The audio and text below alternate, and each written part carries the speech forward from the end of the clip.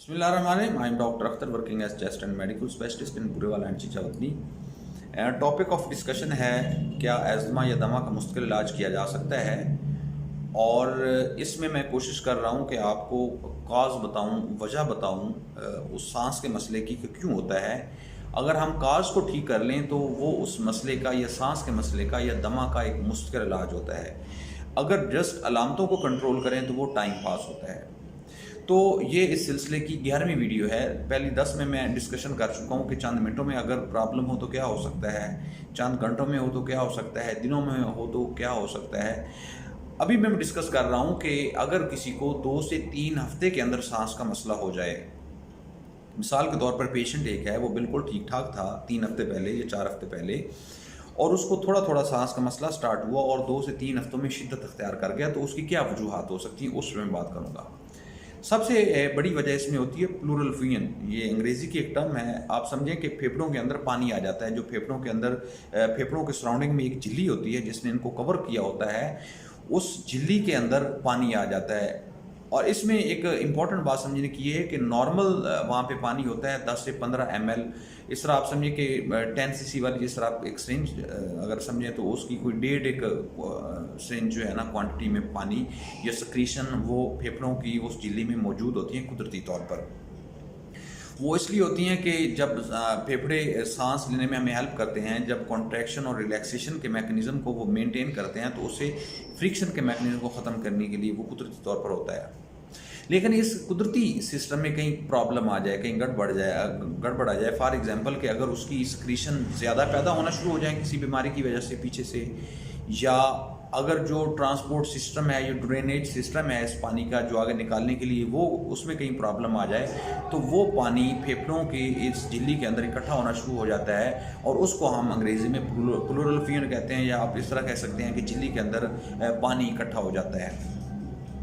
अब इसकी क्या वजूहात हो सकती हैं? इसकी सबसे बड़ी वजह नमूनिया है, जो आम तौर पर अगर 100 बंदों को नमूनिया होता है तो उनमें से 40 से 45 लोगों के ये पानी आ जाता होता है। अब ये पानी क्या होता है कि जब किसी को नमूनिया आता है तो उसकी वजह से फेफड़ों की सराउंडिंग में ये पानी इकट्ठा हो जाता है, और आम तौर पर अगर आप टाइमली और प्रॉपर अपने केस को मैनेज करें तो इस पानी को दवाई से ही ख़त्म किया जा सकता है। लेकिन मैं पिछली एक वीडियो में भी तफसील में बात कर चुका हूँ। हमारे प्रॉब्लम ये है कि आम तौर पर किसी भी बुखार को टाइफाइड लेबल किया जाता है, जिसके लिए टाइफीडॉट का टेस्ट बड़ा मशहूर ज़माना है। तो वो टाइफीडॉट का टेस्ट करके उसके हिसाब से सिप्रोफ्लॉक्सासिन या टाइफाइड की मेडिसिन देते हैं, जो कि नमूनिया के स्पेक्ट्रम में नहीं आती, जिसकी वजह से वो जो केस है वो कॉम्प्लिकेट हो जाता है। तो अब अगर ये पानी भी अगर फर्स्ट स्टेज में हो तो अगर आप प्रॉपर मेडिसिन नमूनिया की दें जो उसको ज़रूरत है पेशेंट को, तो वो कॉम्प्लिकेट नहीं होता और पेशेंट आपका ठीक हो सकता है। लेकिन अगर कुछ दिन तक उसको प्रॉपर इलाज ना किया जाए या डायग्नोज भी ना हो, तो वो एक पस की शक्ल इख्तियार कर लेता है, और पस से किसी अगले लेवल पे वो फिर बिल्कुल फाइब्रोज हो जाता है, और फिर सर्जरी तक बात जा पहुंचती है, और कुछ केसेस में बिल्कुल फेफड़ा सुकड़ भी जाता है। तो इसमें यह है कि आपने टाइमली इसको डायग्नोज करना है। अगर नमूनिया की वजह से पानी है, अगर आप उस नमूनिया को ठीक करें तो ये आपका एक मुश्किल हल हो जाएगा सांस का। तो आपको जो है वो परमानेंट सांस का मसला नहीं बनेगा अगर इसको आप प्रॉपर डायग्नोज कर लें। दूसरी वजह होती है इसमें टीबी की। अब टीबी जो है वो भी पानी पैदा करती है। टीबी मुख्तलिफ शक्लों में जिस्म में हमारे में आती है। तो एक शक्ल इसकी ये है कि ये पानी आ जाता है फेफड़ों के सराउंडिंग में। तो उसका बेहतरीन तरीका होता है कि उसको डायग्नोज करने के लिए पहले पानी लिया जाए फेफड़ों से एक सिरिंज के जरिए, उसको हम टेस्ट करते हैं और उसमें साबित करते हैं अगर टीबी हो तो उसका फिर 6 से 7 माह का इलाज होता है वो करके, और उसके बाद ख़त्म कर दिया तो ये एक मुश्किल इलाज हो जाएगा आपके सांस का। अगर इसको मिसमैनेज किया जाए तो डेफिनेटली उसकी अपनी लंबी चौड़ी पेचीदगियाँ वो मैं डिफरेंट वीडियोस में डिस्कस करता रहता हूँ। तीसरी इसकी बड़ी वजह है एम्बोलिज्म की। मैं एक दूसरी वीडियो में भी बात कर चुका हूँ पिछली वीडियो में, कि हमारे जो सर्कुलेशन सिस्टम है फेफड़ों का, उनके अंदर बाज़ का कुछ क्लॉट आके उसके अंदर फंस जाते हैं छोटे छोटे, तो उनकी वजह से भी पानी पैदा होता है, और वो इनकी झिल्लियों में इकट्ठा, फेफड़ों की झिल्लियों में इकट्ठा होना शुरू हो जाता है, जिसकी वजह से आपको सांस चढ़ता है। अब इस केस में भी आपको वो आइडेंटिफाई करना होगा। उसके लिए टांगों का अल्ट्रासाउंड होता है डीवीटी देखने के लिए कि कहीं क्लॉट नीचे से तो नहीं आ रहा है, और वो अगर आप आइडेंटिफाई टाइमली कर लें तो उसको फिर हम ट्रीट करते हैं। तो इस तरह से आपका मसला हल होता है, और ये परमानेंट हल होता है अगर आप उसको 3 से 4 महीने प्रॉपर मैनेज कर सकें। तो किसी न किसी लेवल पे ये स्पेशलाइज लेवल का है, तो इसको मेरा ख्याल है कि जीपी को रेफ़र कर देना चाहिए पल्मोनोलॉजिस्ट की तरफ, ताकि इसको प्रॉपर मैनेज किया जा सके।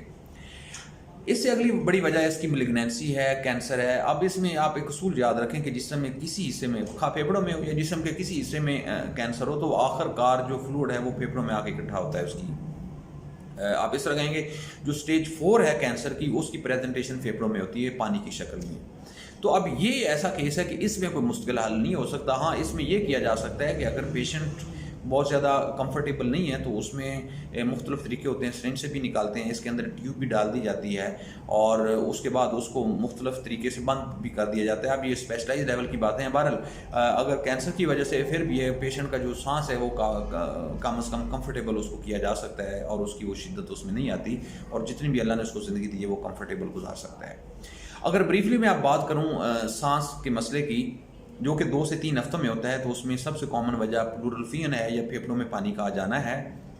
उसकी सबसे बड़ी वजह नमूनिया होता है, दूसरी वजह उसकी टीबी होती है, तीसरी उसकी बड़ी वजह एम्बोलिज्म होता है या जो मैं बात की है कि लोथड़े आके खून में वो खून के आके फंस जाते हैं, और चौथी बड़ी वजह जो है वो इसमें मेलिग्नेंसी होती है या कैंसर होती है जिस्म के हिस्से में। इसके अलावा और भी बड़ी वजूहत हैं जिसमें हार्ट फेलियर है, जिसमें किडनी की कुछ बीमारियां हैं, जिसमें आपका लिवर फेलियर है, वो भी सारी हैं जो, लेकिन मैं बात कर रहा हूँ जो चंद हफ्तों में होती है क्योंकि वो क्रोनिक डिजीज़ हैं, वो लंबे अरसे तक आता जाता रहता है पानी। ये चंद दिनों की डिजीज़ है जो कि इस तरह पानी आता है और उसको अगर आप प्रॉपर्ली मैनेज करें तो इस तरह के पेशेंट जो है वो बिल्कुल ठीक हो सकता है। आपने नीचे कमेंट्स में बताना है कि कभी आपको इस तरह का कोई मसला रहा है और इसके अलावा आपने कोई और क्वेश्चन हो तो मोस्ट वेलकम आप कमेंट्स में पूछें, मैं कोशिश करूँगा आपको उसका रिप्लाई करूँ। अल्लाह ताला आपको और आपके घर वालों का भी नासिर। अल्लाह हाफ़िज़।